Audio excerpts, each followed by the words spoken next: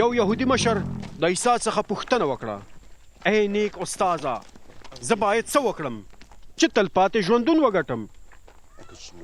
عیسی هغه ته وویل، ولې ماته نیک وایې؟ پرته له خدایه بل هیڅوک نیک نه دی. ته په حکمونو باندې پوهیږې، زنا مه کوه، قتل مه کوه، غلا مه کوه، د دروغ شاهدي مه ورکوه او د خپل مور او پلار عزت کوه. هغه سړي ځواب ورکړ، ما د ځوانۍ له وخته په دې ټولو حکمونو عمل کړی دی. کله چې عیسی دا واورېدل نو هغه ته وویل، په تا کې اوس هم د یو شي کمی شته. هر څه چې لرې هغه خرڅ کړه او پیسې په غریبانو باندې وویشه، نو ته به په اسمان کې خزانې ولرې. بیا راشه او زما پیروي وکړه. کله چې هغه سړي دا خبره واورېدله نو ډېر غمجن شو، ځکه چې هغه ډېر شتمن سړی و. کله چې عیسی ولیدل چې هغه غمجن شو نو ویل، د شتمنو خلکو دپاره د خدای په پاچاهۍ کې ننوتل څومره ګران کار دی. د ستنې د سوري څخه د اوښ تېرېدل اسانه دي، له دې نه چې یو شتمن سړی دی د خدای پاچاهۍ ته ورننوځي. کومو خلکو چې دا واورېدل نو د هغه نه یې پوښتنه وکړه، نو بیا څوک کولی شي چې خلاصون ومومي؟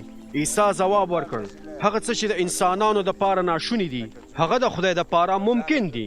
پطرس وویل، وګوره موږ خپل هر څه پریښي دي او تا پسې روان شو. عیسی هغوی ته وویل، هو په یقین سره زه تاسو ته دا وایم، هر څوک چې د خدای د پاچاهۍ دپاره خپل کور، خپله ښځه، ورونه، مور او پلار او اولادونه پرېږدي، نو هغه به په دې نړۍ کې د هغې څو چنده بدل ترلاسه کړي او په آخرت کې به تلپاتې ژوندون ولري.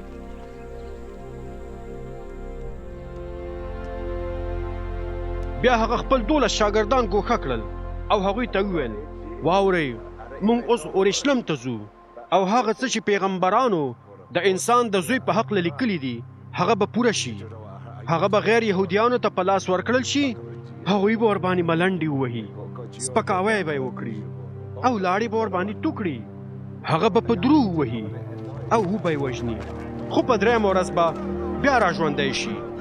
خو شاګردان په دې خبرو پوه نه شول، ځکه چې د دې خبرو معنا د هغوی څخه پټه ساتل شوې وه او هغوی نه پوهېدل چې عیسی د څه شي په هکله خبرې کولې. کله چې عیسی اریحا ښار ته نږدې شو نو یو ړوند سړی په لاره کې ناست او خیر یې غوښته. کله چې هغه سړي د ګڼ شمېر خلکو اوازونه چې له هغه ځای څخه تېرېدل واورېد نو پوښتنه یې وکړه، څه خبره ده؟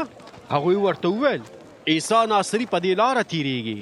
نو هغه چغې ووهلې، ای عیسی د داود زویه په ما رحم وکړه.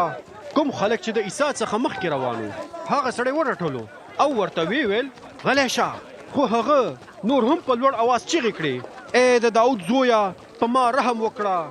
نو عیسی ودرېده او امر یې وکړ چې هغه سړی هغه ته راولي.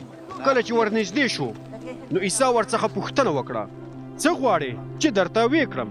هغه وویل، ای ښاغلیه غواړم چې بینا شم. عیسی هغه ته وویل، بینا شه، ته خپل ایمان روغ کړې.